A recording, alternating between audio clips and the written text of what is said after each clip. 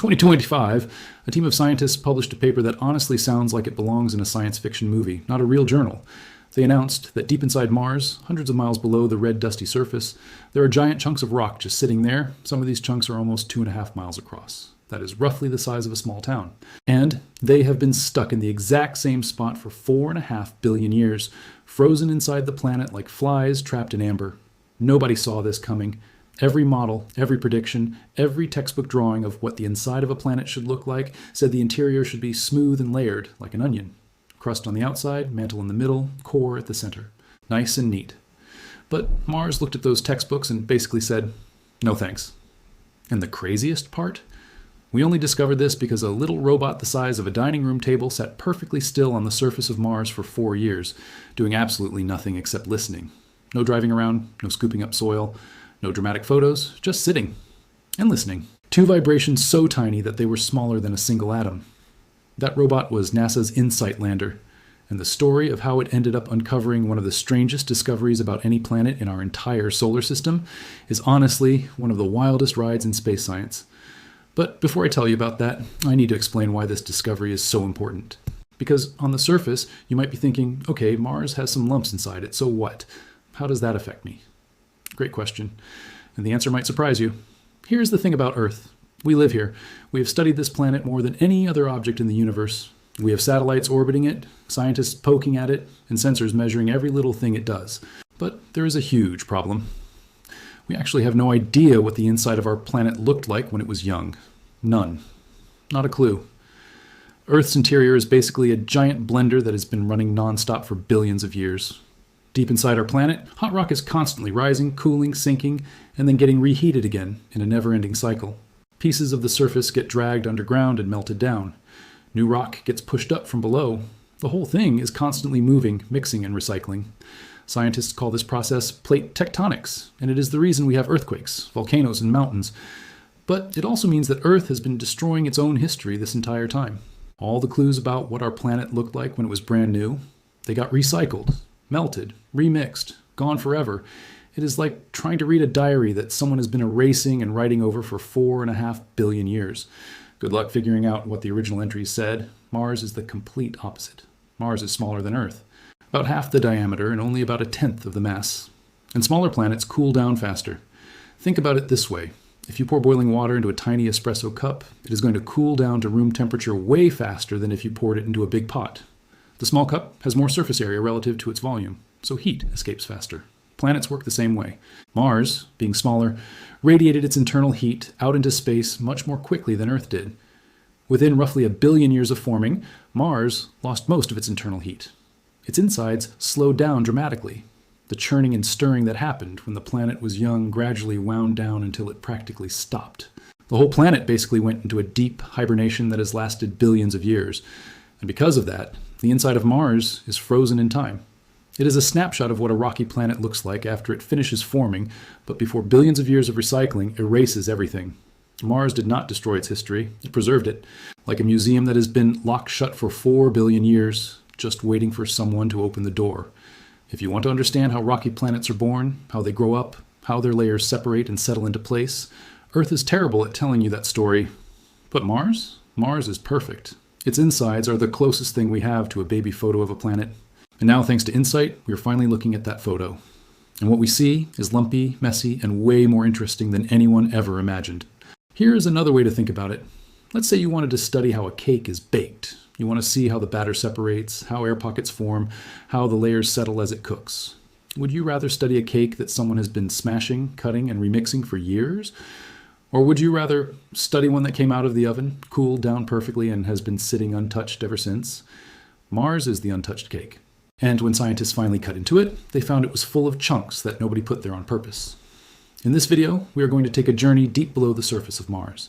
We will find out why looking inside a planet is one of the hardest things in all of science, how a tiny lander pulled off one of the most clever experiments ever designed, and what the chunky, lumpy interior of Mars is teaching us about every rocky planet that has ever existed, including the one you are standing on right now. Trust me, some of what is coming is going to genuinely surprise you. If you enjoy learning about space and the big discoveries that are changing how we understand the universe, consider subscribing to this channel. Every video here digs deep into these stories in a way you will not find anywhere else, and there's a lot more coming. A like on this video also really helps because it tells the algorithm that people actually want to see real science content, not just clickbait. And honestly, if you have made it this far, I already know you are exactly the kind of viewer this channel is for. All right, with that said, let us get into it. Because to understand why InSight's discovery is such a big deal, we first need to talk about a problem that sounds simple but turns out to be almost impossible. Section 2, the impossible question. How do you look inside a planet? Seriously, think about it for a second. We can see the surface of Mars with telescopes. We can send cameras and rovers there. We can analyze the air, photograph the rocks, and map every crater and canyon. But all of that only tells us about the very top layer, the surface, the skin. What about everything underneath? The hundreds and hundreds of miles of rock between the surface and the core. That is where the real secrets are hiding. And we cannot just poke a hole in the planet and take a peek. Actually, people have tried something like that on Earth. And the story of what happened is kind of amazing. In 1970, a team of scientists in the Soviet Union, which is what Russia was called back then, started drilling a hole straight down into the ground. Their goal was simple: go as deep as possible. They wanted to see how far humans could actually reach into the Earth. The project was called the Kola Superdeep Borehole, and it became one of the most ambitious science projects in history. For 22 years, they drilled, day after day, year after year, pushing deeper and deeper. By 1992, when they finally stopped, the hole was about 7.6 miles deep. Now that might sound impressive, and honestly, it is. 7.5 miles straight down is no joke. If you turned that hole sideways, it would stretch from one end of a big city to the other. But here's the thing. Earth is almost 4,000 miles from the surface to the center. 7.5 miles is less than 0.2% of the way there. That is like driving from New York to Los Angeles and then stopping before you even leave your driveway. After 22 years of drilling. And they did not even make it through the first layer. The crust, the thinnest outer shell of the planet, can be anywhere from about 3 miles thick under the oceans to 37 miles thick under the continents. At the Kola borehole, they got roughly 1/3 of the way through the crust in their area. And they had to stop because the temperature had climbed to about 356 degrees Fahrenheit. The rock was getting so hot that it was starting to behave less like a solid and more like a thick, gooey paste. Their drill bits were basically being eaten alive. And that is just the beginning. Below the crust is the mantle, a massive layer of rock that extends another 1,800 miles down. Below that is the outer core, which is made of liquid iron and nickel swirling around at thousands of degrees. And at the very center is the inner core, a solid ball of metal where temperatures hit around 10,800 degrees Fahrenheit. That is nearly as hot as the surface of the sun. No drill in the world can handle that. No material we have ever created can survive those temperatures and pressures. At those depths, the pressure is so extreme that rock behaves more like putty than stone. It squeezes in on any hole you make trying to close it up. Your drill would melt, your hole would collapse, and any instrument you lowered down there would be vaporized before it even reached the core. The idea of digging to the center of the Earth is not just difficult, it is physically impossible with anything we know how to build. To put it in perspective, imagine the Earth is a basketball. The Kola Superdeep Borehole, after 22 years of drilling, managed to scratch through about 1,000th of that basketball. We haven't even broken through the paint on the outside. Now, there was one small victory recently. In 2023 and 2024, scientists aboard a research ship called the JOIDES Resolution found a spot in the Atlantic Ocean where the crust was unusually thin. They drilled more than 4,000 feet below the ocean floor and managed to pull up an actual piece of rock from the mantle. It was a historic moment, but they had to do this on top of an underwater mountain, more than 2,300 feet beneath the ocean surface in the middle of nowhere. And even then, they only got a tiny sample from just barely below the top of the mantle. So if we can barely scratch the surface of our own planet, what chance do we have with Mars? Or Mercury or Venus? These are worlds that are tens of millions of miles away. We cannot even send a person there yet, let alone a drill that can bore through hundreds of miles of rock. For decades, the interiors of other planets were basically a black box. Scientists could make educated guesses based on things like a planet's weight, size, and how it spins. But those were just estimates, kind of like trying to figure out what is inside a wrapped birthday present by shaking it and listening. You might get some vague ideas, but you are mostly just guessing. But then scientists figured out something brilliant. They realized that you do not need to dig into a planet to learn what is inside it. You do not even need to touch the inside. You just need to listen. And the way they figured this out starts with something most people find pretty terrifying: earthquakes. Section 3, how to X-ray a planet. When an earthquake happens, something really interesting takes place underground. The earthquake sends out waves of energy that ripple through the planet in every direction. Think of it like this. If you dropped a heavy rock into a swimming pool, you would see ripples spreading out from the splash. Earthquakes work the same way, except instead of ripples in water, these are waves of energy moving through solid rock. Now here's where it gets clever. These waves do not all behave the same way. There are two main types. The first type pushes and pulls the rock in front of it, like squeezing and stretching a slinky. These waves are fast. They race through the planet and can travel through pretty much anything. Solid rock, liquid metal, whatever is in the way. Scientists call them primary waves because they are the first ones to arrive when a quake happens. The second type moves the rock side to side or up and down, like shaking a jump rope. These waves are slower, and here is the really important part. They cannot pass through liquid. If they hit a layer of liquid material, they just stop, dead. So here is the trick. When scientists place vibration sensors all around the planet, they can track exactly how these waves travel underground. If a wave suddenly speeds up, that means it hit something denser and harder. If it slows down, the material is softer or hotter. If certain waves disappear completely, that means they ran into a layer of liquid and could not pass through. By recording thousands of earthquakes over many years and tracking how the waves move through the planet, scientists were able to build what is basically an X-ray of Earth's interior. That is how we know our planet has a solid crust, a thick rocky mantle, a liquid outer core, and a solid inner core. We figured out all of that structure without ever going deeper than a few miles underground, all from listening. It is kind of like figuring out what is inside a watermelon without cutting it open. If you knocked on it and listened carefully to the sound, a hollow thump would tell you something different than a solid thud. Now imagine you had 100 friends spread out around a giant watermelon, each one knocking and listening. By combining all of their observations, you could build a pretty good picture of what is inside, even though none of you ever made a single cut. That is essentially what we have been doing on Earth for over 100 years, and it works. It works really well. Pretty genius, right? So the obvious next question was, what if we could do the same thing on Mars? Scientists had been dreaming about this for decades. There was even a first attempt way back in the 1970s. When NASA's 2 Viking landers arrived on Mars in 1976, one of them carried a vibration sensor, but it was mounted on top of the lander itself instead of being placed on the ground. So every time the wind blew, the whole lander shook, and the sensor mostly just recorded the sound of its own spacecraft rattling in the breeze. Not exactly useful. After that disappointment, the dream of listening to Mars went dormant for over 40 years. But the idea never died. Scientists kept advocating for a proper mission, one that would carefully place a world-class vibration sensor directly on the Martian ground and then do something that sounds simple but is actually incredibly hard. Sit perfectly still and listen for years. Finally, on November 26, 2018, that mission arrived. NASA's InSight lander touched down on a wide, flat area near the equator of Mars called Elysium Planitia. The landing site was chosen on purpose. Scientists needed the most boring, featureless spot they could find. No big rocks that might block the instruments. No steep slopes where the lander might tilt. No interesting geology that might interfere with the measurements. Just a wide, flat, quiet plain where InSight could sit undisturbed for years. InSight was not a rover. It had no wheels. It could not drive around or explore different locations. In fact, it was designed to never move at all after landing. Every Mars mission before it had been about going places and seeing things. InSight was about staying put and feeling things. It was the introvert of Mars missions, and that was exactly the point. The lander was carrying something remarkable, a vibration detecting instrument built primarily by the French Space Agency as part of a huge collaboration between scientists from multiple countries. This thing was, at the time, the most sensitive instrument of its kind ever placed on another world. How sensitive? Here's a comparison that might help you understand. A hydrogen atom is unbelievably small. You could fit about 10 billion of them across the width of your fingernail. This instrument could feel the ground move by a distance smaller than the width of a single hydrogen atom.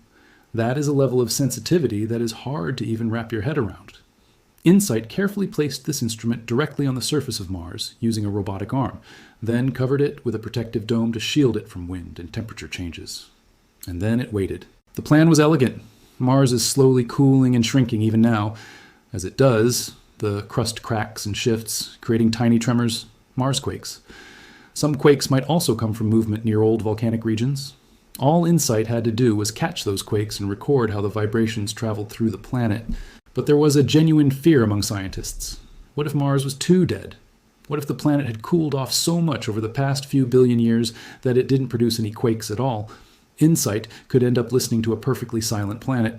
Years of work, hundreds of millions of dollars, the most sensitive instrument ever sent to another world. all hearing nothing but the Martian wind. You can imagine the tension in the control rooms at NASA and at the French Space Agency. Every day that went by without a quake was another day of nervous waiting. Had they just sent their most precious instrument to a silent world?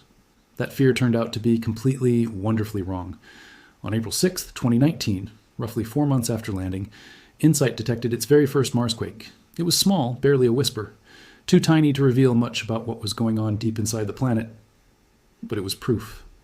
Mars was not dead. The planet was still making noise, and the quakes kept coming.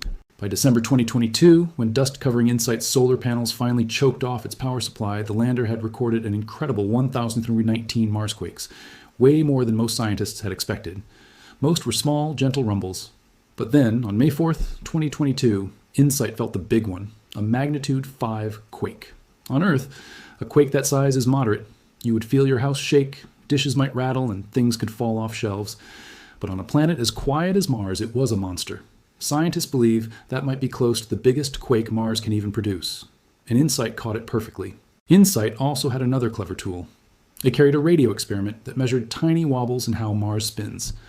Just like a spinning top wobbles differently depending on how the weight inside it is arranged, the exact way Mars wobbles tells scientists about how mass is distributed deep inside the planet. Between the quake recordings and the wobble measurements, scientists had more detailed information about the inside of another planet than they had ever had in the entire history of space exploration. But the real surprise was hiding in the data, waiting to be found. Because when scientists finally put everything together and built a picture of what Mars looks like on the inside, what they saw was nothing like what they expected. And to be honest, it is one of those discoveries that makes you completely rethink how you look at planets. Section 4, the lumpy planet. All right, let us talk about what scientists actually found when they used all that quake data to map the inside of Mars. First, the basics. They confirmed that Mars has 3 main layers, just like Earth. An outer shell of rock called the crust. Below that, a thick layer of deeper rock called the mantle that makes up the bulk of the planet's interior. And at the center, a core made of liquid iron, nickel, and sulfur. The crust of Mars is somewhere between 15 and 45 miles thick, depending on where you measure. And that is actually pretty similar to Earth's crust in some places. But here's something weird. The crust is totally different in the north compared to the south. The northern part of Mars has smooth, low-lying plains with thin crust. If you were standing there, you would see a relatively flat landscape stretching out to the horizon, like a parking lot that goes on forever. The southern part is the opposite. It has rough, heavily cratered highlands with much thicker crust, covered in mountains and impact craters. It looks ancient and battered, like a battlefield. It is almost like someone took 2 different planets and mashed them together. Scientists have been arguing about why for years. One idea is that a truly massive impact billions of years ago blasted away a huge section of the northern crust, flattening and thinning it. Another idea has to do with how the planet cooled unevenly early in its life. Nobody knows for sure yet, and it remains one of the biggest unsolved mysteries about Mars. Below the crust, the mantle stretches down about 970 miles, and then you hit the core, which has a radius of about 137 miles. For a planet that is only about half the size of Earth, that is a surprisingly large core. It takes up a bigger chunk of the planet than you might expect. All of this was exciting stuff, but then scientists started digging deeper into the data from those 219 marsquakes. Specifically, they focused on 8 quakes that sent really strong, high-energy vibrations deep into the mantle. And what they found in those vibrations was bizarre. The vibrations were slowing down at certain spots, not gradually, the way you would expect if the whole mantle was smoothly changing in temperature or density. These were sudden, sharp slowdowns in specific little patches, scattered all over the place, at different depths and different locations. At first, the team thought these slowdowns were happening in the crust. That would have been interesting but not revolutionary. Then they noticed something crucial. The farther the vibrations traveled through the mantle, the more these weird delays showed up. That meant the slowdowns were not in the crust. They were deep inside the mantle itself. One of the researchers later said that when they first saw the pattern in the data, they weren't sure what they were looking at. It took a lot of analysis and computer modeling before they figured it out, and what they figured out was extraordinary. The mantle of Mars is full of lumps, chunks of material that are different from the rock around them, different composition, different density, different structure. Some of them are nearly 2.5 miles across, and they are scattered throughout the mantle, not in any neat pattern but randomly, like pieces of fruit in a cake. In August 2025, the team published their findings in one of the most respected science journals in the world. The lead author, Konstantinos Charalambous from Imperial College London, described the pattern as looking like shattered glass. a few big pieces and lots of smaller ones, spread out unevenly. So where on Earth, or rather where in the solar system, did these lumps come from? The answer takes us back to the very beginning. 4.5 billion years ago, the solar system was not the calm, orderly place it is now. It was chaos, absolute chaos.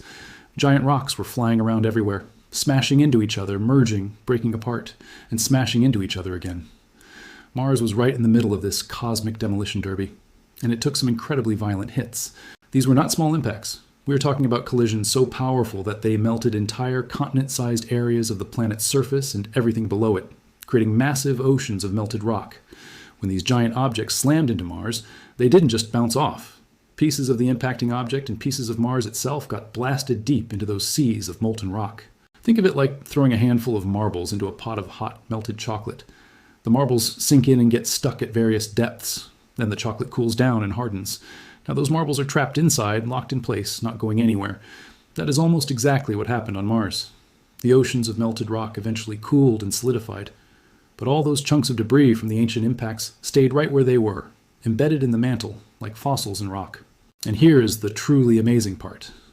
Because Mars stopped churning internally about 3 to 4 billion years ago, those chunks have been sitting there completely undisturbed ever since. Billions of years, not moving, not melting, not getting recycled, just sitting. On Earth, this could never happen. Our planet's interior is constantly moving, mixing, and recycling material. If giant chunks of debris got stuck in Earth's mantle billions of years ago, they would have been swallowed up, melted, and mixed in long ago. The evidence would be gone. It is like writing a message in wet sand on a beach with big waves. The water is going to wash it away within minutes. Earth's interior works the same way. But Mars is like writing your message in dry sand in the middle of a desert where it never rains and the wind barely blows. Billions of years later, that message is still there, perfectly preserved. Mars kept everything right where it was, like a time capsule buried in the backyard that nobody has opened in 4.5 billion years. And now, for the first time, we cracked the lid open. And these lumps might be doing more than just sitting there. They might actually be affecting Mars in ways that nobody expected. You have probably heard of Olympus Mons. It is a volcano on Mars, and it is absurdly huge. It stands about 13.6 miles above the plains around it. For comparison, Mount Everest is about 5.5 miles above sea level. So Olympus Mons is nearly 3 times taller than the tallest mountain on Earth. It is the biggest volcano in the entire solar system. Most scientists figured Olympus Mons was totally dead. Mars is supposed to be quiet inside, right? Well, in 2024, a scientist named Bart Root from the Delft University of Technology found something that raised a lot of eyebrows. His team studied gravity measurements from multiple Mars missions and discovered something unexpected beneath the volcanic region where Olympus Mons sits. There was a massive area of unusually weak gravity. That is strange because volcanoes are made of heavy, dense rock. You would expect stronger gravity there, not weaker. Their explanation? Something huge and lightweight is sitting about 680 miles below the surface. It is roughly 1,100 miles across, which is enormous. They think it might be a giant blob of hot, rising rock slowly pushing its way up from deep inside the planet. If that is true, it means Mars might not be completely dead inside after all. There might still be slow, powerful movements happening deep below the surface, and those lumps scattered through the mantle could be part of the story. If certain chunks are rich in elements that produce heat, they could be helping to drive volcanic activity in some areas, while leaving other regions cold and quiet. In other words, the lumps might be the reason Mars built some of the most massive volcanoes ever seen, while most of its surface stayed frozen and lifeless. Does this mean Olympus Mons could erupt again someday? Nobody can say for certain. If it does, it would not be anytime soon in human terms. We are talking about geological timescales here, millions of years, maybe tens of millions. But the point is that Mars might not be the completely dead world we assumed. There could still be a slow, powerful engine running deep below the surface, and those ancient lumps scattered through the mantle could be the fuel that keeps certain parts of that engine going. Think about that for a second. Chunks of rock from 4.5 billion years ago, debris from some of the most violent collisions in the history of the solar system, might still be influencing what happens on Mars today. That is an insane span of cause and effect. Something that happened before life even existed on Earth is still shaping the geology of Mars right now. And here is something else worth pointing out. These lumps tell us something important about the early solar system itself. The fact that chunks this big survived and remained separate from the rest of the mantle for billions of years means the early impacts on Mars were truly enormous. We are not talking about little space rocks bouncing off the surface. We are talking about objects that were big enough to punch through the crust, melt continent-sized areas, and inject material deep into the guts of the planet. That gives scientists a much clearer picture of just how violent and chaotic the early solar system really was. Here's where this whole story goes from interesting to profound, though, because these lumps are not just telling us about Mars. They might be rewriting our understanding of every rocky planet in existence. Section 5. What Mars is teaching us about all planets. There are 4 rocky planets in our solar system: Mercury, Venus, Earth, and Mars. They all formed from the same cloud of gas and dust roughly 4.5 billion years ago, and they all went through the same violent early period, getting pounded by massive impacts while the solar system was young and chaotic. But somehow, each one ended up completely different. Mercury is a tiny, sun-scorched rock with no real atmosphere, its surface covered in craters. Venus is a nightmare wrapped in thick, poisonous clouds, with surface temperatures hot enough to melt lead. Earth is covered in water and life, with a thick atmosphere and a magnetic field that shields us from dangerous space radiation. And Mars is a cold, dry desert with air so thin it is practically a vacuum. Same starting material, wildly different results. Why? What was different about the recipe? What happened during the cooking process that made 4 versions of the same dish turn out so differently? These are some of the oldest and biggest questions in planetary science, and a huge part of the answer almost certainly comes down to what is happening inside each planet. The interior controls almost everything about a world's surface. It determines whether a planet has volcanoes, whether it generates a magnetic field, whether it can hold onto an atmosphere, whether liquid water can exist on the surface. The inside of a planet is like its engine, and the type of engine you have determines what kind of car you're driving. Until InSight, we really only understood the inside of one planet in any detail: Earth. We had some rough information about the Moon from the Apollo missions in the 1960s and 70s, but the interiors of every other rocky world in the solar system were mostly a mystery. Now we know that Mars has a lumpy, uneven mantle stuffed with ancient debris that has been sitting untouched for billions of years. And this raises a huge question. Could the same thing be true for Mercury and Venus? Neither Mercury nor Venus has active plate tectonics, the process that chews up and recycles Earth's interior. So if Mars preserved its lumps because its insides went quiet, maybe Mercury and Venus did too. Maybe they are also full of ancient impact debris, frozen in their mantles, waiting to be discovered. We cannot test that yet. Sending a listening device to Mercury would be incredibly hard because of the extreme heat from the sun, and Venus is even worse. The surface temperature there is about 900 degrees Fahrenheit, and the atmospheric pressure is 90 times higher than on Earth. Any spacecraft we have ever sent to Venus's surface has been crushed and destroyed within a couple of hours, so putting a sensitive vibration detector there is not happening anytime soon. But we do not necessarily need to put instruments on every planet to learn about their insides. What InSight gave us is a reference point, a detailed data-backed picture of what one rocky planet looks like inside. Scientists can use that picture to build better computer models that predict what other planets might be like internally. Think of it like this. If you had never seen the inside of any fruit and someone cut open a watermelon for you, you would learn a lot. Not just about watermelons, but about how fruit in general is structured. Rinds, seeds, layers, different textures. When someone then handed you a cantaloupe, you would already have a framework for understanding what might be inside. Mars is our watermelon. It is the first rocky planet besides Earth, where we have genuinely peered deep below the surface and seen what is going on. And that knowledge is going to shape how we study every rocky world from here on out.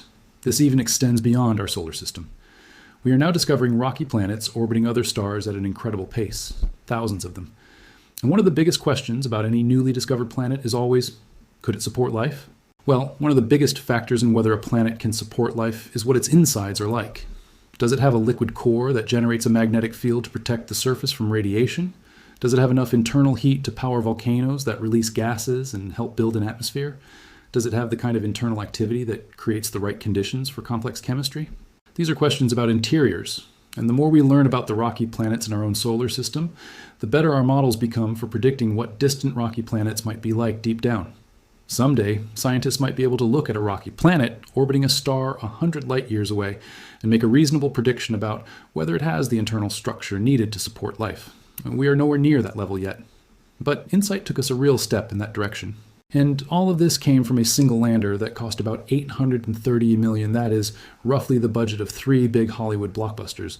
For that price, we got the first genuine look inside another planet, and a discovery that is forcing scientists to rewrite their models of how rocky worlds form and evolve. Let me just take a moment to appreciate how incredible that is. A machine the size of a large desk, sitting alone on a freezing desert planet about 140 million miles from home, detecting vibrations smaller than an atom, for 4 straight years. It did not drive around. It did not take dramatic photos of canyons. It did not scoop up rocks or look for water. It just sat there, perfectly still, quietly doing its job. And it changed everything. InSight's mission ended in December 2022. Over the months leading up to the end, Martian dust had been steadily piling up on its solar panels, slowly choking off the sunlight the lander needed to charge its batteries. Engineers tried everything they could think of to clear the dust. At one point, they even tried using the robotic arm to trickle sand near the panels, hoping the wind would carry it across the surface and sweep some dust away. It worked a little, buying InSight a few more weeks, but eventually the dust won. On December 21st, 2022, NASA announced that InSight had gone silent. The lander failed to respond to 2 consecutive communication attempts, and it was clear that its power had finally run out. InSight is still sitting out there right now, on that flat, quiet plain near the Martian equator, covered in a thin layer of red-brown dust, its instruments dark and still. It will probably sit there for centuries, maybe longer, slowly being buried by the dust that killed it. A monument to human curiosity, alone on a frozen world. But the data it sent home is still being analyzed. Scientists are still combing through the recordings, still finding new patterns, still making new discoveries. The paper about the lumpy mantle was published in 2025, more than 2.5 years after the mission went silent. There could be more surprises hiding in those files, waiting for someone to find them. And this feels like just the beginning. We sent one listening device to one spot on Mars, and look what we uncovered. What would happen if we sent a whole network of listeners spread across the planet? We could build a full 3-dimensional map of Mars' interior. We could locate every single lump, map every layer, trace every hidden structure. It would be like going from a single X-ray to a complete body scan. Scientists are already talking about doing exactly that for future missions. Multiple stations, spread across the surface, working together to create the most detailed map of any planet's interior ever built. And who knows where the technology goes from there? Right now, the only way we know of to study a planet's interior is to put instruments on its surface or orbit around it. But maybe someday, someone will figure out a way to study the insides of planets from much farther away. Maybe there is some signal, some clue in the light reflected off a planet, or in the way it wobbles in its orbit, that could tell us about its internal structure without ever visiting. If that day comes, it would open up thousands of rocky planets to study, planets we will never send a spacecraft to, orbiting stars we can barely even see. That is a long way off, but every great journey starts with a single step. And the groundwork starts right here with missions like InSight and discoveries like these lumps. Every piece of data we collect about how rocky planets work on the inside brings us one step closer to answering one of the biggest questions in all of science. Are we alone? Because the answer to that question might depend a lot on what is happening deep below the surface of faraway worlds we have not even named yet. You know what I find most remarkable about this whole story? It is a reminder of how much we can learn from patience. InSight did not do anything flashy. It did not race across the surface or drill into cliffs or fly through canyons. It sat still, it listened, and in doing so it heard things that no instrument had ever heard before, secrets that 4.5 billion years of silence had been keeping hidden. It is worth remembering that InSight almost never happened. The mission was originally supposed to launch in 2016, but a problem with one of its instruments forced a delay of 2 full years. 2 years of waiting while engineers fixed the issue, 2 years where the mission's future was uncertain. If the fix had not worked, InSight might have been cancelled entirely. We would never have heard those 319 marsquakes. We would never have discovered the lumps. Everything we have learned would still be a mystery. But the engineers fixed it, the mission launched, and the rest is history.